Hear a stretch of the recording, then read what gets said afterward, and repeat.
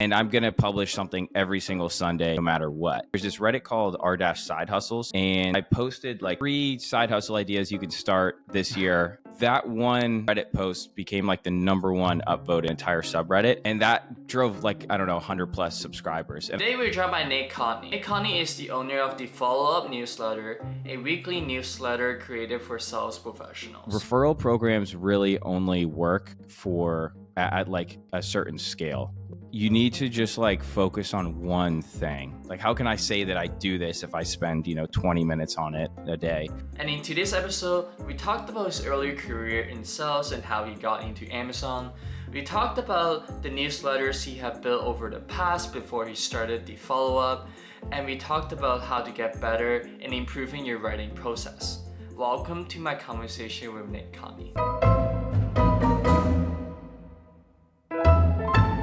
So I think this is a crazy timing because I think about a week ago you just left your full-time job, and you remember like you published your very first newsletter 2 years ago, like December 2021. Like, when was the moment you were like, okay, like I think there is some business opportunity there?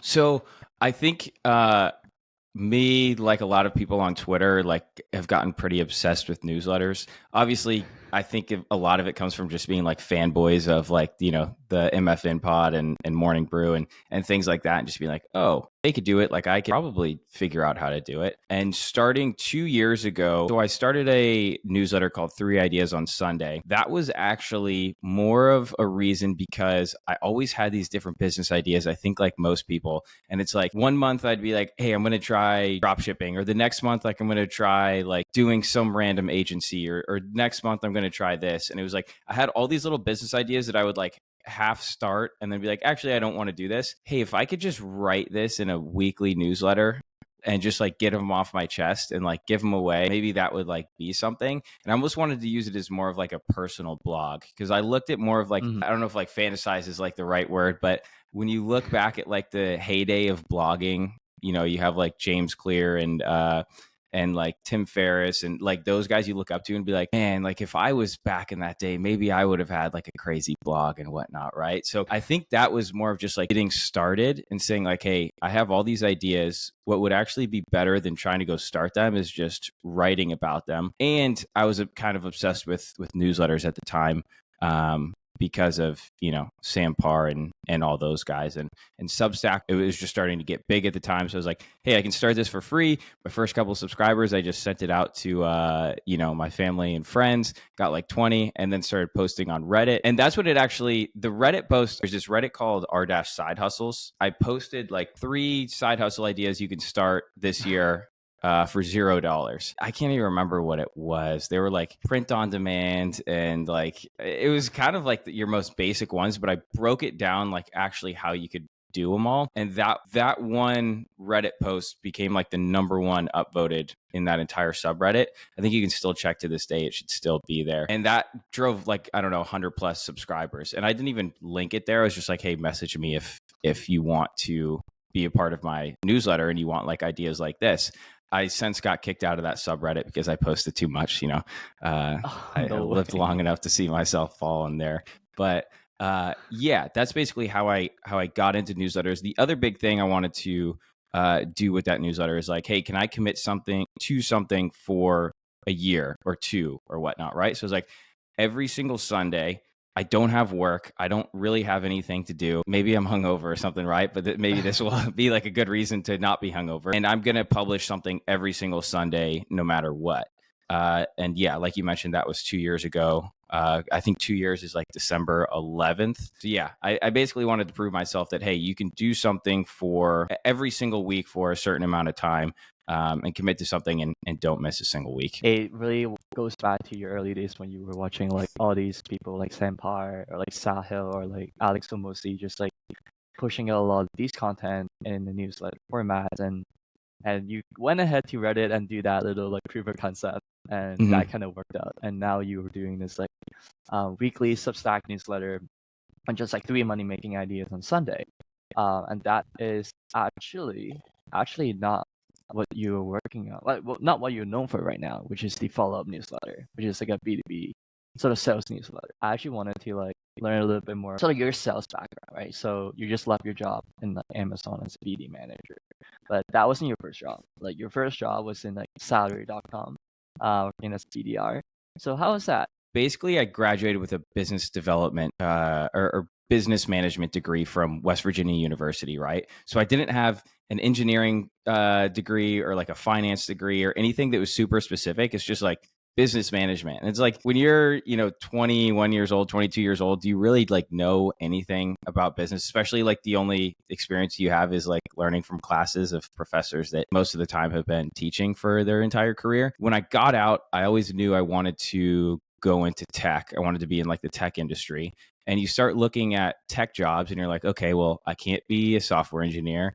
I don't want to go into accounting and like maybe marketing, but I always like, I didn't really know what marketers really did. And then you look at sales and there's the BDR position or SDR position, a business development rep. You see that that's like the one job you can get in tech with really no experience, and they hire recent grads. So I basically started applying for a bunch of those roles.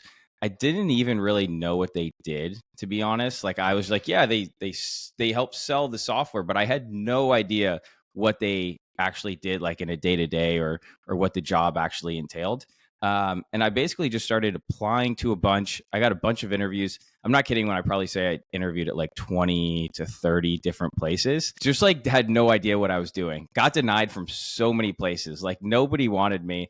But it also like kind of lit a fire under me of like, okay, I can't wait to like show these people and then, when I finally get a job, like, come back to them. Finally got one offer. It actually wasn't at salary.com. It was at another company. I think it was like forms.com or something like that. And it was a good offer. And then the next day I had an interview at salary.com and I was like, hey guys, I'd really like to work here because it was closer to my house. That was literally the only reason.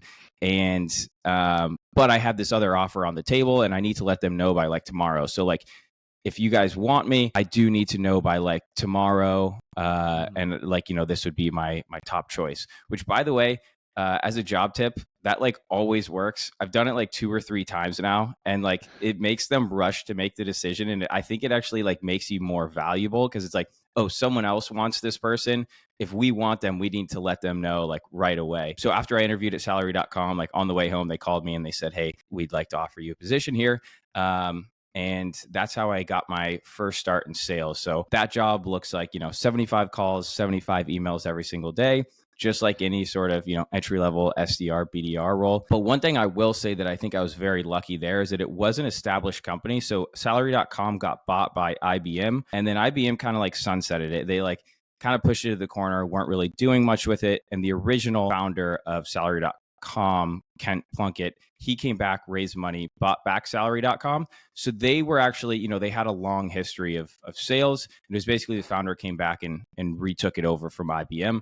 So all that to say that they had a pretty good sales training program. So I actually learned a lot at salary.com. They, hired outside sales trainers, and I'm very, very grateful for that. So I got my start there. Obviously, I grinded pretty hard there, was able to make the top leaderboards and things like that. And then about a year into the role, that's when you start looking at a promotion. And a promotion from a BDR typically looks like a SMB AE, so working on small business deals. And when I looked at that role, I was like, okay, that's going to be the next thing there. That's going to be what I'm striving towards. And you start doing all the internal stuff of meeting with the manager and trying to become friends and stuff. And then I got a message on LinkedIn of, hey, we think you'd be a good fit for here. Would you be open to interviewing or just listening to the recruiter? And that company was called Reflective with a K. And they were a San Francisco company, a Silicon Valley company. They just raised $100 million by like Andreessen Horowitz and Lightspeed Ventures and all these big names and whatnot. And essentially, they were offering me the same BDR role at this new fancy startup. And like the base salary was going to be more than like the promotion at salary.com. And the on-target earnings were going to be more than the promotion at salary.com. So I was like, this would be a cool opportunity. I should probably take it. They flew me out to Silicon Valley to interview for it and everything like that. And I was like, oh, this is the opportunity of a lifetime. So I went over to reflective.com. That lasted 11 months. They expanded super quickly, opened a Boston office where I was at in a WeWork. We had like 17 or probably 15 people there. I think that whole office closed like one deal the entire 11 months we were there. And then one morning, our chief revenue officer shows up in the office, and we see like a therapist or someone like waiting outside the door. And they walked us all into a room and basically said everybody's laid off. So that's how that ended. So that was interesting there. The next company I went to was a little startup called Dronegenuity. So it was actually really into drones at the time.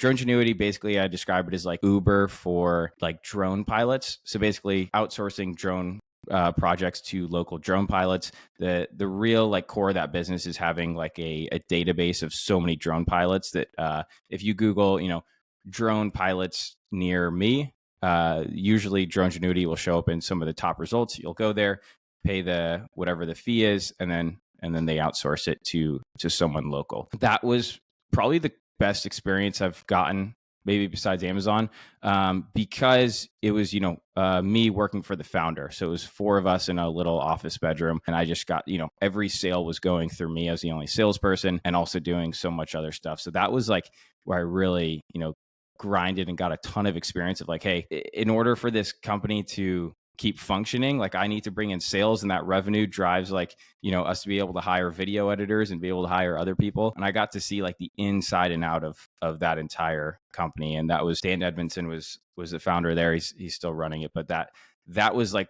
probably some of the coolest experience I've gotten, and probably what's inspired me to sort of take a jump these days. So after that, I got an opportunity at Amazon. That's where I've been for the last 2.5 years. Started out as like an account manager. To be honest, they wanted me to move back to Seattle. I live in Wilmington, North Carolina.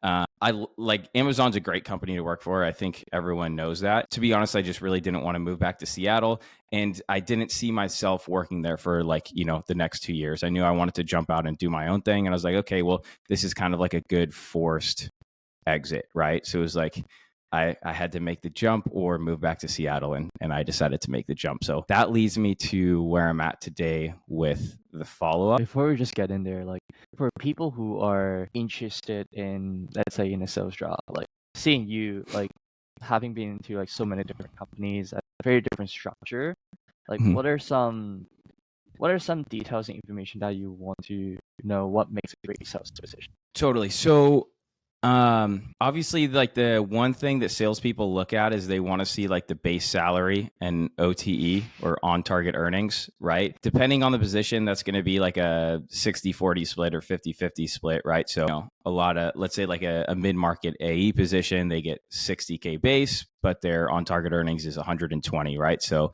they're expecting that extra 60K is going to come from commission if they hit all their quota and their numbers.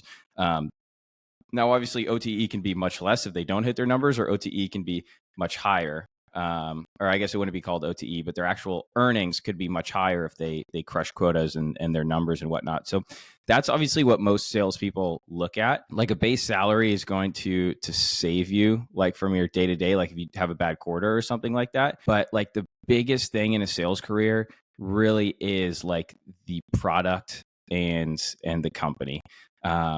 Like I've been at companies that have like a decent product and they're sellable. They're not super easy to sell, but they're definitely sellable.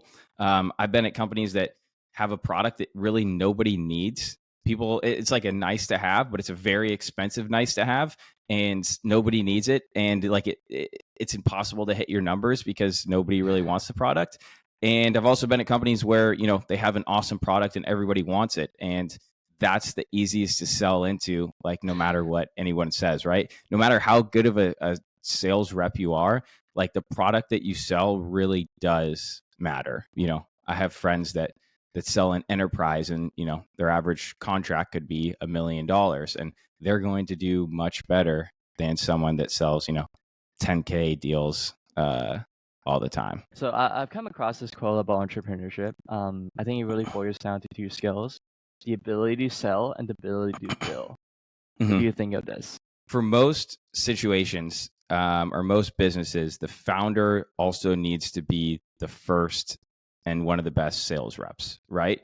So like in the early days, I just had I actually interviewed a sales tech recruiter last week, and basically he was saying like, look, a lot of big shot SaaS tech startups, right? They just want to like build the product and then immediately hire like a VP of sales or immediately hire a sales rep or account executive to start going and selling it. But like those companies, there's always, anomalies, but those companies will never usually do as good as the companies where, the founder is the one that sold the first, 5 to 10 contracts. So absolutely, I think that like founders need to sell no matter what. I don't think they need to be the best sales rep ever or like, be absolute masters of sales, but like they need to get their hands dirty and go out there and be the ones taking calls, understanding what the common objections are, closing the first couple deals, because otherwise like just outsourcing it, like you never know what you're going to get. I think another big thing to that, and I think we're going to get into it later, but also building something that people want. Like you should build something where there's already like a big need for it or a big want for it, so that you're not like, I think people would want this, so I'm just going to spend the next 5 months building it, and then I'm going to go out and try to sell it to everyone because I think that'll work. That is very, very hard. It's much harder to do that rather than, go out, figure out who your first 5 customers are going to be, say, hey, if I had this, would you be interested in buying it? Or like, I'm thinking about building this, what would you want to see in it? And if that was the case, would you buy it? That's much better than, building and then hoping they will come. And I learned that sort of the hard way when I started building Subshark, in that, where I basically had this, idea that, hey, if we build a referral program for Substack, I think that a lot of people would use it. There's a lot of learnings in there, but basically, no, they weren't going to use it. There's a lot of issues on why something like that wouldn't work, and why other companies weren't focusing on it. But if I would have, spent the time to really go through and be like, hey, here's 10 people that said if I built this, they would use it and they would pay for it. Like, I think that would have saved me a lot of time, but I don't regret trying to build it because there's a lot you learn in trying to build your first product. I think it's really interesting when you said like taking the time, taking the effort to validate whatever people want it by putting yourself in front of them. It's like it's so intuitive, but sometimes a lot of times people don't do enough of it, right? When you spoke about like, okay, like Subshark, can you maybe elaborate a little bit more on like what is Subshark? So going back to when I first started writing 3 ideas on Sunday, basically, it was on Substack. Just like anybody that starts a newsletter or even a blog or really anything, right? It's how can I grow this thing as quick as possible? And, I think like many newsletter people, you stumble upon, I think it's like a Medium post from Tyler Dank, who's the founder of Beehive now. But I remember reading that Medium post about how he built the referral program at Morning Brew, and it drove like 30% of their subscribers. And I was like, oh, referral programs make so much sense. If I could just build a referral program for my Substack, then, I could probably grow this thing like crazy, because that's the key, right? And I went out and, there was Spark Loop. There's, I think, Viral Loops. There was a few SaaS companies that did referral programs for newsletters, but none of them focused on Substack. The reason for that is that there's no API for Substack, so you can't actually like integrate with it directly. Which which was like, oh, how can we solve this problem and build something that could work with Substack, even though there's no API to directly talk to it. So basically, I had this idea of, hey, if we just built a referral program, a referral tool that only works with Substack, we only market to Substack users because, a ton of people are getting on Substack. I think we could grow this thing pretty well and just put all of our effort into Substack only, focused into Substack. I, like most non-technical people, went down the road of like, should I learn how to use Bubble, or should I start like taking a coding boot camp, or start, watching a bunch of YouTube videos, figuring out how I could build this thing myself. And I went on like, SaaS Reddits and a bunch of different Reddits, and I'm like, hey, I'm looking to build this. Should I start trying to use like a no-code tool? Should I try to just learn the basics and build this thing myself? Or should I like pay someone to make this? I got a lot of comments back basically saying like, hey, you should just find a technical co-founder, or you should try to like, learn a no code and do that. And with that, I got messages from 2 engineers, and took calls with both of them. One was overseas. I also met a guy by the name of Madhur, who is a engineer at Google, and he was like, "Hey, I've just been like looking for a project to go into, just like us. He is one of us. He's on Twitter, and he's my first million fan, and he's got 7 different projects that he's working on at all times, just like all of us."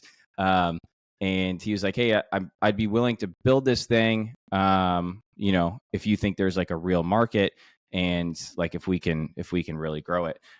So it did take many months to build. We sort of got the MVP up and running. From there, it was just all reaching out. I built like a Facebook group that started to take off. It got like 300 members. But it was like a very engaged group where I could be like, "Hey, I'm building this. Not trying to promote much, but here's 10 ways to grow. Here's 10 tools. Hey, by the way, I also built this tool that could do this. Anyone interested?" And then like a lot of cold emails of, "Hey, we built this tool. Would you be down to try it out for free?" And then we'll build a case study off of it. Lots of just the good old cold outreach, trying to grow the thing. What we really realized is that a lot of people that were interested are the people that just started their newsletter and they have 100 subscribers. Referral programs do not work on newsletters that have 100 subscribers. Like maybe there's some anomalies where it will work and you'll get a couple extra, but it's not going to be meaningful, right? You could offer them, and also everyone wants to take the morning brew and the hustle route and say, "Hey, I'm going to give you a t-shirt with my logo on it," and nobody cares about getting a t-shirt with a logo of a newsletter or Substack that has 100 subscribers, right? So that was the big issue, that referral programs really only work for at like a certain scale. At the follow-up these days, our referral program, every time we send out an email, we probably get like 5 new subscribers through our referral program, but we're at 10,000 now, and that's really not substantial. When we were before 1,000 subscribers, like I think we probably got like 10 in total through our referral program. So that was the big learning there, is that you have to work with big newsletters if you're going to build like a newsletter. So after a little while, the other thing is that we couldn't integrate directly with Substack. So basically we'd be sending them to a different web page. They'd get their code, they could send that out, but it would all be housed on Subshark, right? So once a day, they'd have to go in, download the spreadsheet and upload it to Substack with their new subscribers. Couldn't really validate the subscribers or the emails either. So it was very buggy. It was very MVP-ish. And I think we basically were like, "Hey, look, this isn't the big idea. We could keep spending a ton of time on this, trying to grow it." Substack, had no intention of really putting out an API. I think they wanted to build everything in-house. And we were basically like, "Hey, if Substack decides to, put out their own referral program, maybe we could build a better one than them. It doesn't matter. They're gonna take the entire market share, and basically there's platform risk as soon as they put it out themselves." So we went to Microacquire from there. We listed it. It did take like a month. Immediately you get all the NDA signed when you list something on Microacquire, and you're like, "Oh my gosh, there's so much interest in this." But those are just people that like want to see your numbers and things like that. It took about 30 days. We finally sold to someone. The final purchase price was like $5,000. So it was like, we probably got paid like $1 per hour we worked on the thing. But it was kind of cool to hand it off and be like, "Hey, look, this is something didn't exist a year ago. Now it exists. There's actual people using it, and there's a community." We sold like the Facebook group with it, and now someone paid us money for it. So it was a really cool learning experience of like, taking something from absolutely zero, building it, trying to get users, and then selling it. But that's the story with Subshark. Is there anything that you feel about Subshark is a little bit different than building a newsletter? Because one is a product and one is a distribution. Yeah, absolutely. And I would say another learning in there as well is when we were building technically it was like a software product, right? Or a SaaS with MRR that, someone paid a monthly price for. a huge learning in there is that we were charging $9 a month, and it takes so many users to make $9 a month a like substantial business, right? And so that was a huge learning there. Like if you're going to go build something, unless you really think you're going to be like the next Notion or like literally something that, you know, hundreds of thousands or millions of people can use, like you should be building a product that's at least like, you know, $100 a month. But it is a lot different than running a newsletter. It's just a completely different business model, right?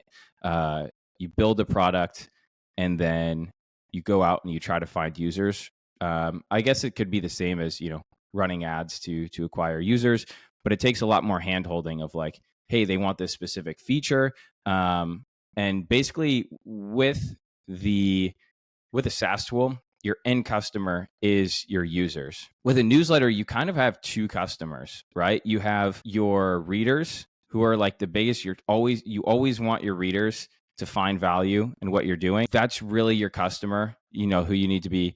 An Amazon term is customer obsessed, right? Like you need to be obsessed with your subscribers, but you always need to be going and getting more subscribers, right? But on the other hand, you also have other customers, which depending on how you're going to monetize your newsletter, your customers are advertisers a lot of the time, and you need to keep them happy. Usually keeping them happy is obviously the big one is performance, right? Getting them clicks, sending them sales, sending them new leads. And the other one is just like building good relationships with them, so they don't feel like they just got scammed, right? Like they paid you threw some text in your newsletter, and then never hear from you again. So I would say that that's a big difference for sure. Yeah, that makes sense. Like when it comes to like a software product, you have to be very intentional about how the product is built, and you essentially have to find that path to product market fit, right? Like you always have to validate that people want it.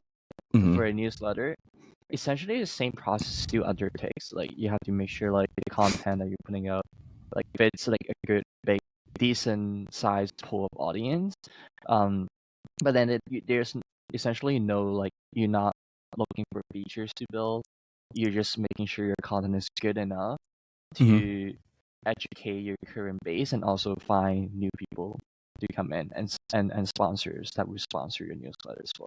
So I wanted to talk about like the follow-up newsletter, the newsletter for B2B salespeople. How do you go about defining your niche? Well, I can tell you, like I mentioned with Amazon, right? So I knew that I was going to have to leave Amazon at some point this year. So earlier this year, I was like, okay, well, what's next? And immediately it's like, you know, am I going to go work for another company? But I really want to build something on my own. And obviously I know newsletters. I've gotten to know the newsletter and business, like and how the model works and everything like that. And I'm like, well, I think I want to build something in the newsletter industry or in the newsletter niche. But I don't know exactly what it will be. And obviously I've been in sales my entire career. But a lot of the sales content out there is like really cringe, I would say, right? Like if you go on LinkedIn, like all of the sales influencers, they can be extremely cringe. And like a lot of the sales content out there is very like motivational or just like corporate talk, right? Which if you've been in sales org or you've worked a sales job before, like salespeople, a lot of them, depending on the org, right?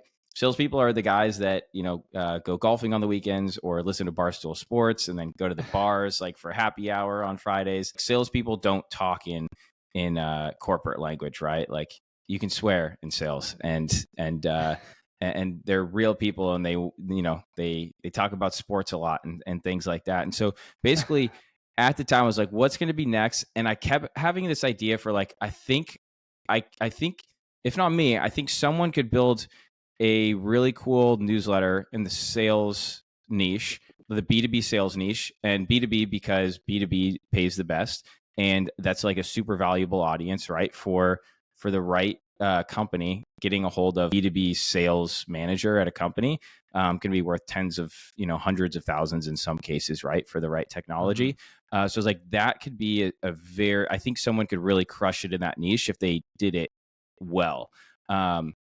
And kind of looking ahead, I had some conversations with Billy from Milk Road I don't know if you've ever seen him on Twitter, but he did some of the content over at Milk Road, and he's had some sales jobs before as well. I was like, I really think there could be something here, and I really think that, like, first of all, you could do like really good content that nobody's really doing. And I think that the sponsorships, like there's just so many B2B sales tech companies and SaaSes out there. I'm like, I think that they would be very interested in getting a hold of that audience if you had a really engaged audience. And brainstormed with him for a while, and then we just decided to start it up. Came across a follow-up where like that's, got a ring to it. And following up is what sales is all about. So that's basically how I got started there. And the idea was really just like bring sales content that like salespeople are actually interested in, not like corporate jargon, like motivational, like, oh, you just need to make more calls. And, this is, we don't need more like Dave and Goggins of the sales world, but more of like, hey, here's some actual actionable stuff. Here's how this company did it. Or like, here's how this sales rep, like, here's this crazy story of a sales rep, right? Like almost like, Wolf of Wall Street meets Barstool Sports meets like, Morning Brewer, The Hustle. That is so funny. That's so interesting. Do you remember like the first time when a sponsor reached out to you for the follow-up newsletter? Well, I guess it would be two different times that are super memorable. The first one was, I don't know if you know Ryan Doyle and Jacob Greenfield on Twitter. They run sales.co, and they were basically reaching out and saying, sales.co is like a cold email agency. And they reached out and said like, hey, maybe there could be like an affiliate deal here. Like we could give you like a certain percentage of every customer you send over. And I actually reached out to him. I was like, hey, I really like what you guys are doing. Wonder if there's like more we could do together, or like potentially bring the follow-up under their agency. This was very beginning days. I was just kind of throwing everything at the table and seeing what might make sense. But they, we wanted to see if like it could be a fit. And so they were my first sponsor. I gave them like a really deep discount, but just wanted to like see what it could do. So that was kind of cool because, you get to see the Stripe dashboard, get that little tick on it. And it's like, you wanted to show it off to everybody. But that was the first one. The second big one was HubSpot. That one has been very cool. They're actually the sponsor for all of December. But that was the first big one of like, oh man, we might be doing something big here. And that was kind of like eye-opening here that like, hey, this content actually is valuable. This content like has sort of like content market fit. Obviously we still put out content that, I get people responding and being like, what the heck is this? Like, I didn't sign up for this. But we're always experimenting. But that was definitely the first big one. It was like, oh crap! Like if HubSpot's interested, then like this could really be something. And since we've had definitely a lot more, but that was the first big one that was really cool. If you look back, like whether it's like monetization or the growth aspect of the newsletter, what was like the best piece of advice that you have gotten from someone? But the best piece of advice I've ever gotten is like, you need to just like focus on one thing, right? Like whenever you're trying to do multiple things, which I always have been, right? It's like, I've had a full-time job and then I have 3 side projects I'm working on, and all of them kind of just like fizzle out, right? Or like they do super mediocre, like you don't even want to tell people about some of them because it's like, like I don't even think that's like, how can I say that I do this if I spend 20 minutes on it a day? And I think like the biggest thing is like, if you really want to do something, like go all in on it and like only focus on that. Like you could be working a full-time job, but like for you, Alex, like if you really want to grow this podcast, like make this podcast like your thing. Like obviously you have your full-time job, but like outside of your full-time job, like just make this your thing. And one, it'll grow 10 times faster and better than if you try to do multiple things. And also it'll attract like really cool people, right? Like when people see that like you're sort of all in or have one thing going on, like I think that just kind of like gravitates people towards you because they like, they see the commitment and they see like the Yeah, I feel like there's like a huge part about this is like evolving around your identity. You're just like Mm-hmm. what you're known for, and people's perceptions of you, right? Or about like, okay, like you spend a lot of time on this, and like people can see it. People can see by looking into the follow-up newsletter and be like you have never missed a single week. And you see improvements from like your first edition to like your latest edition, right? I think there's like a common saying of just like being able to focus on like one thing and do it over time, like makes you really stand out across like other people. So then, Mhm. like I think what you're saying is very powerful. Yeah, I mean you're 100% right. Like I think there's I think there was like this drawing that J.K. Molina on Twitter put out one time. It's like, if you try to focus on a bunch of stuff, like they all kind of grow, and then it's like focusing on one, like the arrow goes all the way up. Mm-hmm. But yeah, it's really like whatever you focus on is going to grow, and if you try to focus on too many things, none of them are going to grow that well. But I think also what you mentioned, like there's like an identity thing to it that I think is very hard for people. It's definitely been something that has been tough for me of like, do you want to be the ecom guy, or do you want to be the newsletter guy, or do you want to be like the gym guy, or stuff like that, right? You get so siloed, but like at some point, like as tough as it is, like you kind of do need to do that, right? Like you can't just be like, oh, well, I do a little bit of real estate and I also run an e-commerce store and I have my newsletter. And it's like, okay, well, like you don't do anything really well then, right? You kind of do need to choose a niche, and once you grow off that, I think that you can definitely pivot. But like, the real estate guys, right? Like if you look at Nick Huber, he started off as like the storage real estate guy, and he grew a ton, and now he has like 7 businesses that work. But like he would have never have gotten as big as he did if he didn't like say, I'm the real estate sweaty startup guy, right? Or storage unit. I think there are a lot of times when you look into like Elon Musk or things like that. Like you would say, oh, men have like multiple businesses, but if he started off with multiple businesses, and it would never become who they are. Like you have to do one thing really well with a relentless amount of focus, and then once you kind of harvest some of the success that one business that gave you, now you can reinvest into other businesses. I'm also curious about like you're a big fan of like Sampire and Sean, the first Mhm. Melting Pot, like, and you actually took like a writing course from them, right?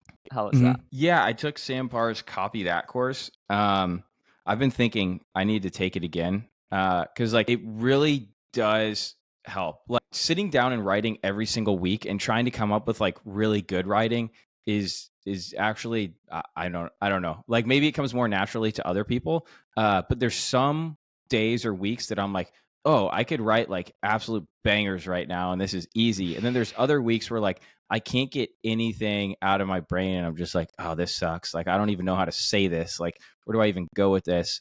How should I structure this? And so like that course definitely opened me up to it, but like just going to any writing that you really like can like help so much. So like for example, sometimes before I write the follow up, I'll pull up like, 7 Milk Road newsletters that like I really like, and I'll just read through them, and I'll be like, okay, I like how they structured this. I like how they opened this up. I like how Mhm. they, did this or pulled this joke, right?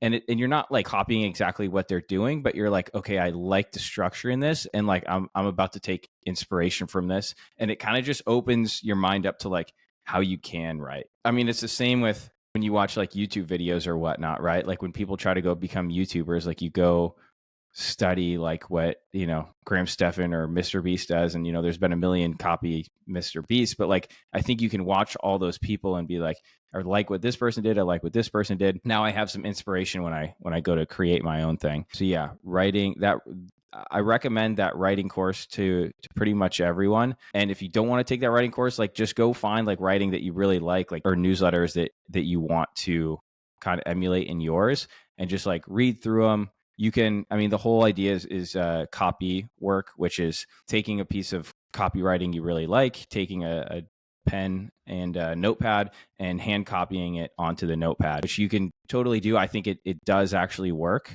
but I think just reading the writing that you really like before you're about to write your own piece can really help open things. I would say like the other two things, and just like what you just said, is like two things of like, what would this person do, right? Like if they were writing this, what would they do? It's like the what would Jesus do acronym, right? But like, what would this person do? I mean, you can use that in business all around, right? Like I use that all the time of like, not to sound cringe, but like, what would Hormozy do in this situation? Or like, how would Jeff Bezos handle this situation? Obviously, I don't really know, but I try to think about that sometimes. And then also like trying to read in someone else's voice.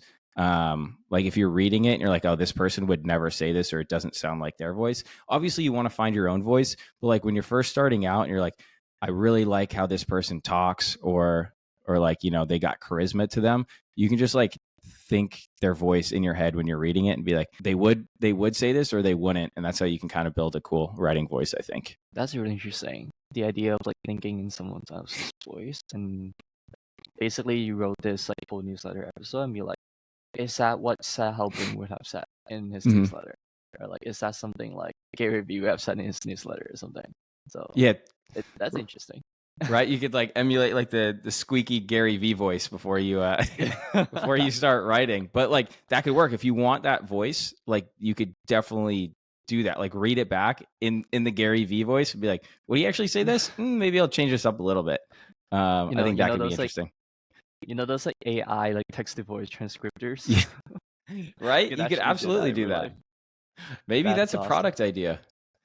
That's cool. I take that with me. I'm curious if you follow any sort of routine. How do you put yourself into like the zone to like write newsletters, or is it more breathable? You can do it like anywhere. Do you have like a specific settings, just a very routine that you follow? For like the last 2 months, I actually do. So I would actually say, because B2B sales is actually really hard to like keep super interesting, in my opinion. It's like coming up with the topic ideas is like the hardest part. So like finding really cool stories, like sometimes there was one recently I did on a CEO that basically it was this guy who found out about the water cooler business, like those water coolers that literally sit in like offices, that you're picturing like with the 5-gallon plastic water tanks that go on top. He found out the business model behind those is like you buy them for $300 and then you go to businesses and you rent them for like $70 a month. And he's like, that's an awesome business opportunity. So basically he just started cold calling like every office building or business in New York City, and he built a 7-figure business doing that. Then when COVID happened, he got nervous because offices were shutting down, and he sold it for 7 figures or multiple 7 figures, and basically came a millionaire from that.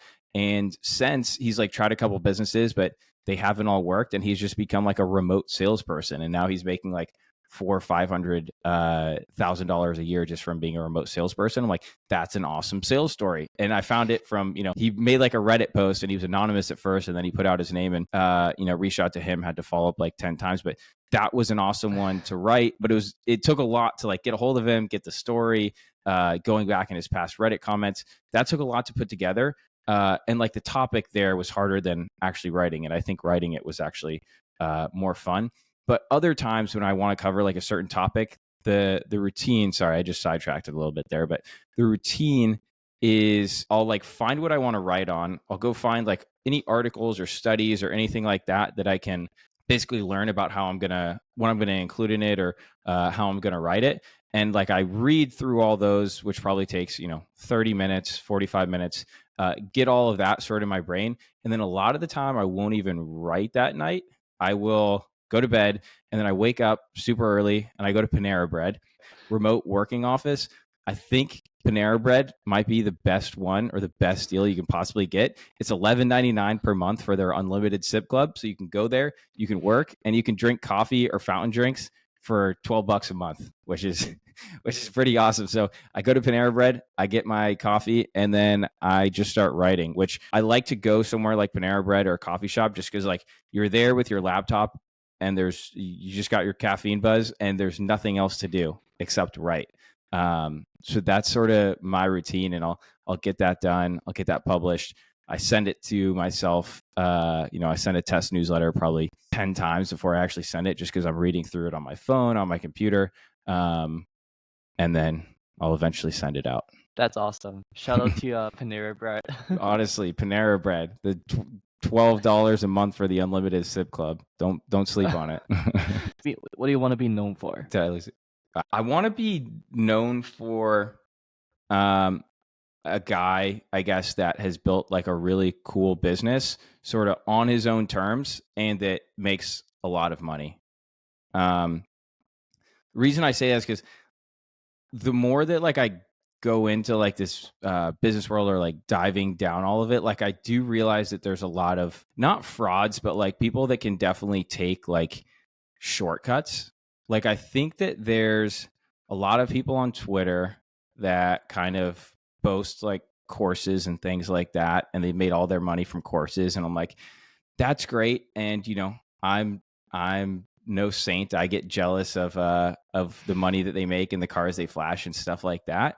But I'm also like, they're in their 20s right now. Like, are they really going to be like the course guy in their 40s and 50s? Like, is that going to make them, let's say they say they do $1 million a year right now. Like, are they going to sell $1 million a year of courses for the rest of their lives? Probably not. Maybe they'll do something else. But like, I want to build like a very sustainable business that's like, that can last for a long time. It can employ a lot of people and it can make a lot of people money. And I want to be known as a person that like did it the right way, didn't cut corners, and made something that'll last. The guy that I look up to a lot, I don't know if you've seen Matt from Market Beat on Twitter, but like I think that he lives like one of the coolest lives of like, took him 10 plus years to build Market Beat. Now it does like 30 million a year. He basically has enough to buy like all the cool stuff that he wants, like the cars, he's got the jet, the watches, things like that. But like he also still works on the business, probably has no plans on ever selling it. I'm sure his employees get paid really well. And also like he's kind of the man around his town because he's able to like give money away to certain things, or like be someone that's kind of a big fish in a small pond there in South Dakota. That's awesome. I think that's a great way to wrap it up, Nick. Like, I like to end the podcast by asking the guests to give the audience who are tuning in for like a little challenge. Is there anything top of mind? Yeah, so I think 2 different challenges for people that are like in different places, right? So we talked about the 3 Ideas on Sunday newsletter and how like I really started that because for a few different reasons, but like one was like commit to something for a year, to do it every single week for an entire year, right?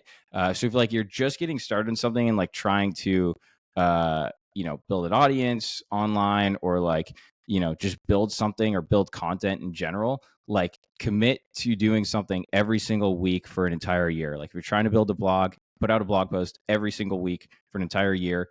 Google will reward you, audience will reward you, like you'll be happy that you did it. And then the other thing is like if you're already doing something, like if you already sort of have some traction, maybe you have a newsletter that's doing pretty well, like the challenge is like go one level up, like try to level up. Try to make your content like as well as you possibly can. Like if you think it's like okay right now, like what can you do to make it better? I'll give you yesterday, this is super random, but I was able to be like a backup for like a really big Netflix show yesterday. I was just like a background actor. I was there from 5 a.m. until 4 o'clock at night. And if I go back, it'll be the same thing, 4 a.m. till 5 o'clock at night for like the next 3 days. And that scene that's taking 5 days or 6 days to film is going to be maybe 10 minutes in a show, maybe 10 minutes, maybe like 5 minutes. But it's like, it is nuts. There's hundreds of people on set, probably millions of dollars spent on it, days and days of work. And it's going to be like 10 minutes on a Netflix show. So all that to say, like, how much effort are you really putting into like what you're putting out? Like people will be able to tell how much effort you'd put in. And like the more effort you put in and more value you can bring from that effort, like I think that's how people really win in the long run. You really can't take shortcuts. Absolutely. So it boils down to like one, sort of the time in the game, just like being consistent, being committed, and two, just like really go above and beyond. Because like even though I think most people recognize there's like some kind of diminishing returns when you like put effort into a certain level, like it starts it doesn't the progress doesn't look as much as it does at the beginning. But I think that's what it really matters. That's what it really distinguishes like between great and good. So I think that's really good. That's a really good challenge. So yeah, awesome. 100%. And I don't think anyone regrets like, going above and beyond, right? Like even in a W-2, the people that get promoted are usually the people that, there's obviously politics involved, but usually the people that can like go above and beyond and work out of their job or their position, they get promoted in the end. That's awesome, man. So thanks, Nick, for coming to the podcast, and it's been a pleasure to have you. Awesome. Thanks, Alex. Really appreciate it.